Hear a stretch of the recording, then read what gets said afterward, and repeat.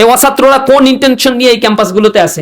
জগন্নাথ বিশ্ববিদ্যালয়ে আপনারা খেয়াল করবেন, সেখানে ছাত্র দলের আজকের ঘটনার মূল কারণটা হচ্ছে ছাত্ররা প্রথমে ইনকলাব মঞ্চের ব্যানারে সেখানে গিয়ে ইউজিসির চেয়ারম্যান উপস্থিত হয়েছে, তার কাছে তারা স্মারকলিপি দেবে, দাবি করবে যে ঠিকাদার প্রতিষ্ঠানের উপরে কাছে এই প্রতিষ্ঠানের হল নির্মাণের দায়িত্ব দেওয়া যাবে না। প্রায় 10,000 কোটি টাকার একটা প্রজেক্ট, এই প্রজেক্টটা দিতে হবে সেনাবাহিনীর হাতে যাতে খুব দ্রুত এই হল নির্মাণ হয়। এর আগেও 15,000 কোটি টাকা এখানে দেওয়া হয়েছিল, 1500 কোটি টাকা সম্ভবত, বা 15,000 কোটি টাকা সামথিং এমন দেওয়া হয়েছিল, 1500 কোটি টাকা।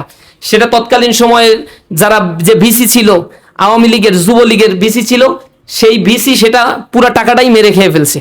এখন আবার এই টাকাটা বরাদ্দ দেওয়ার কথা, সেই টাকাটাও যাতে ঠিকাদারি প্রতিষ্ঠানের কাছে দেয়, এই ঠিকাদারি গ্রহণ করবে ছাত্র দলের নেতাকর্মীরা বা ওই এলাকার যারা বিএনপি নেতাকর্মীরা আছে, সেখানে অনেক ভাগ বাটোয়ারার ব্যাপার আছে। আমাদের স্পষ্ট কথা হচ্ছে স্টুডেন্টদেরকে স্বার্থকে প্রায়োরিটি দিতে হবে, এখানে দ্রুত হল নির্মাণ করতে হবে।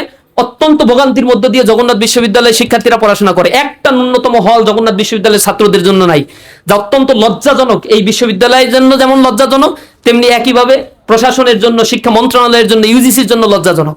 এই জায়গা থেকে যখন বরাদ্দ দেওয়া হচ্ছে, শিক্ষার্থীরা সেভারাল টাইম আন্দোলন করে যে টাকাটা স্যাংশন করেছে, সেই টাকাটা এখন ঠিকাদারি প্রতিষ্ঠানের মাধ্যমে ছাত্রদল যুব দলের ভাগ বাটোয়ারার বস্তুতে পরিণত কেন করা হইল না?